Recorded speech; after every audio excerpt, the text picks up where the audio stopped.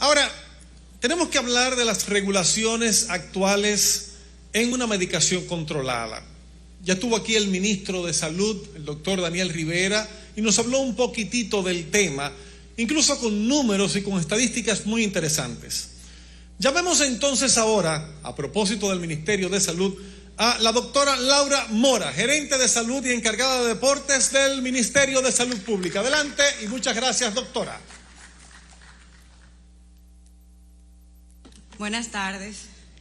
Un placer para nosotros estar acá representando a nuestro Ministerio de Salud Pública y un placer incluso estar acá aprendiendo, nutriéndonos de tantos temas interesantes sobre el tema del dopaje. A propósito de este año y de todos los aprendizajes, todas las enseñanzas que hemos tenido con el tema de la pandemia. Y es que definitivamente una sola golondrina no hace verano. Fue una de los mayores aprendizajes que hemos tenido.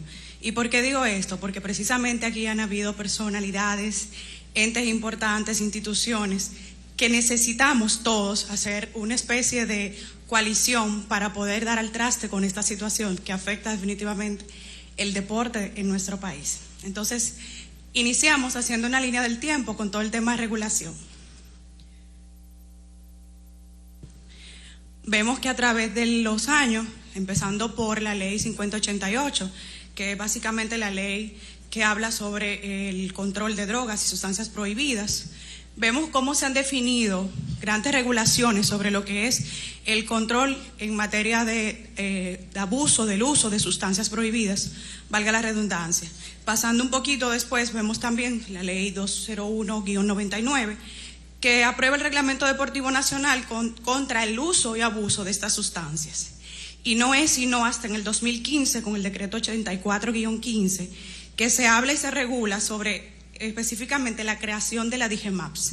Nuestro ministro de Salud Pública habló sobre la Dirección General de Medicamentos, Alimentos y todo lo que eran los productos sanitarios, que es hoy en día quien regula todo lo que es la dispensación, el control, regulación, tiene que ver incluso con la ordenanza, la fiscalización y la veeduría de lo que es la emisión de esos registros sanitarios para que una persona, una entidad o incluso una farmacia pueda emitir un medicamento de uso controlado. Entonces, cabe destacar que este año, producto del reconocimiento de la importancia de este tema a nivel nacional, el presidente Abinader ha emitido un decreto, el 284-21, que prácticamente manda descentralizar en un periodo de 6 meses lo que es la DIGEMAPS. Y cuando hablamos de descentralización, ¿qué decimos? Primero, dar notoriedad, dar importancia y hacer prácticamente un viceministerio.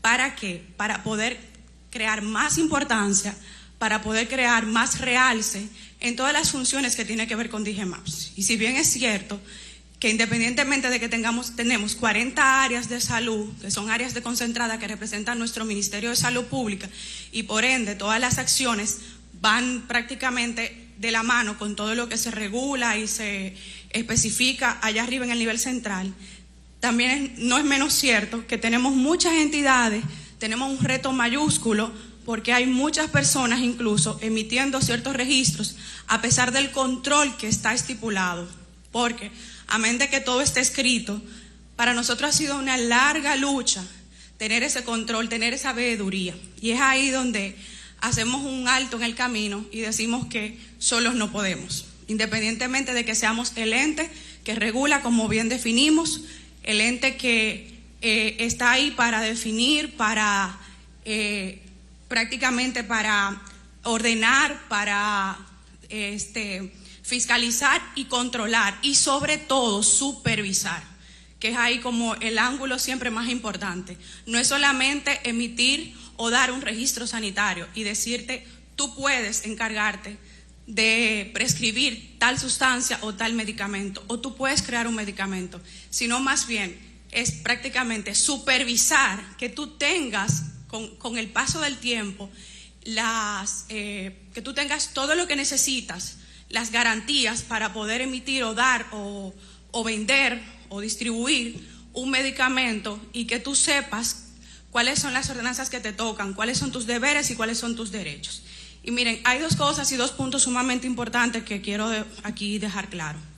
Una cosa es, y lo hemos hablado, los medicamentos de uso controlado, y otra muy diferente, los medicamentos que están estipulados en nuestro plan básico de medicamentos.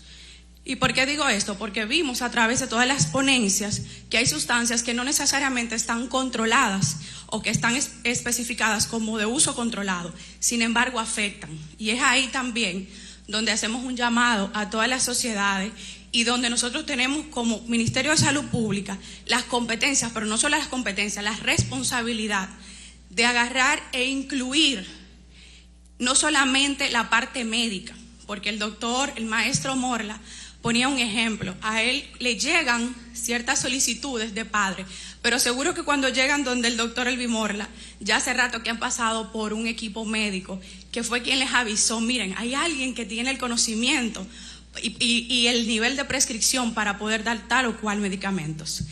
Y propicio el momento también incluso para agradecer la Federación de Médicos del Deporte por un acercamiento que hemos estado haciendo, donde se ha evidenciado y nos han estipulado una serie de nuevas medidas. Recuerden que el decreto actual, el 284-21, llama a una reestructuración total y completa de la DIGEMAPS, con una responsabilidad no solamente regulatoria, sino sancionadora. Una regulación donde no solamente la Dirección de Control de Drogas puede tener cierta presencia como la ha tenido, sino también una veeduría social que hace bastante falta, porque a niveles del nivel especializado hay muchos casos y habría muchísimos cuentos que pudiéramos tener en la mano y pudiéramos presentar.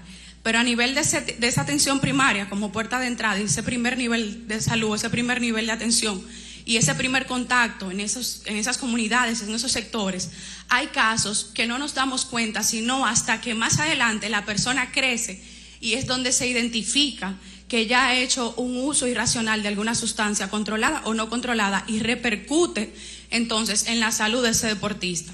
Entonces, en ese sentido, queríamos hablar de cuáles son los temas prioritarios que hemos puesto en agenda de manera conjunta con incluso la Federación de Médicos del Deporte, a la cabeza el doctor Milton Pinedo. Básicamente, el fortalecimiento de las áreas, no sin antes hacer una reestructuración de capacitación. O sea, ya lo hemos dicho, no vamos a cambiar lo que no conocemos. Y sobre todo, el conocimiento que no se comparte, pues no tiene ningún sentido. Entonces, en base a esto, lo que queremos hacer es trabajar de manera conjunta para garantizar ser parte de ese control, no solamente el órgano que regula, sino parte de ese control a través del Servicio Nacional de Salud y a través de ese primer nivel, creando una aplicación donde los médicos y el equipo de salud puedan tener acceso a cuáles son esas sustancias que ya están definidas por demás, que yo no debo de tener acceso para cuidar esa salud en todas las etapas de la vida, porque aquí hemos hablado que los niños, incluso los adultos, pero recuerden que el tema de salud es transversal a todas las etapas de la vida. Entonces yo como salud tengo el deber de garantizar esa salud, valga la redundancia, desde que el niño nace, a través incluso de la orientación a los padres. Si yo sé en mi comunidad, como médico de una UNAD, que hay un niño que tiene cierto talento en algún deporte de la vida cotidiana, yo tengo la responsabilidad como médico de darle seguimiento y de incluso orientar a ese padre especificándole lo que debe y no debe hacer con la salud de ese hijo. Y el segundo punto, obviamente, es una vez yo haga ya ese proceso de promoción, donde implica el tema, bien lo mencionaba el señor ministro de Salud, el doctor Daniel Rivera, donde implica el tema de orientar a esos padres, sino también hay el segundo punto, la regulación. O sea, una parte es la parte proactiva y otra parte, un segundo momento, es la parte reactiva. Y es lo que muchos países han hecho, inclusive los nuestros, que no hemos concentrado en la parte reactiva. ¿Qué hacer después que ponemos candado? Perfecto, pero la parte proactiva y preventiva es la peor en un sentido para nosotros, aunque es la mejor para la comunidad, porque es la que conlleva mayor esfuerzo. Y es básicamente lo que queremos definir. Entonces, en base a esto, obviamente, tenemos un gran reto por delante, porque el fortalecimiento del tema sobre la DIGEMAPS crea incluso no solamente definir qué te toca a ti, qué no te toca a ti, sino también transferir ciertas capacidades a nivel local. Muchas veces las cosas se quedan a nivel central y vuelvo y repito, es allá en las comunidades, en los sectores. Y un ejemplo, una práctica que hemos aprendido a través del tiempo y que realmente sabemos que vale la pena y vale el esfuerzo, es incluir las comunidades, incluir los líderes comunitarios. Porque si yo tengo un comité de salud, pero de repente en esa comunidad, el que lidera la pelota, por ejemplo, el que lidera el programa de pelota de la comunidad ni siquiera se entera de que hay cierta veeduría. Si yo no lo incluyo, entonces yo no estoy haciendo promoción de salud. Es un poco como cambiar el chip en esa parte.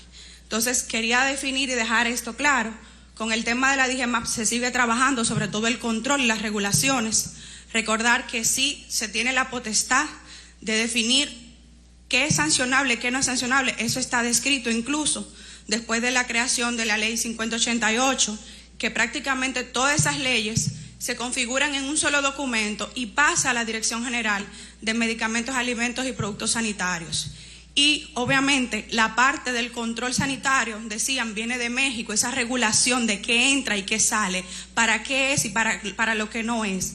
Obviamente nos corresponde a nosotros y estamos comprometidos a seguir. O sea, yo decía, el foro es propicio en estos tiempos por la conversación que tenemos, sobre todo en la mesa con la Federación de Médicos del Deporte, por la importancia obviamente de buscarle una solución conjunta. Pero ojo, como dije ahorita, una sola golondrina no hace verano. Entonces nada, hasta aquí nuestra participación.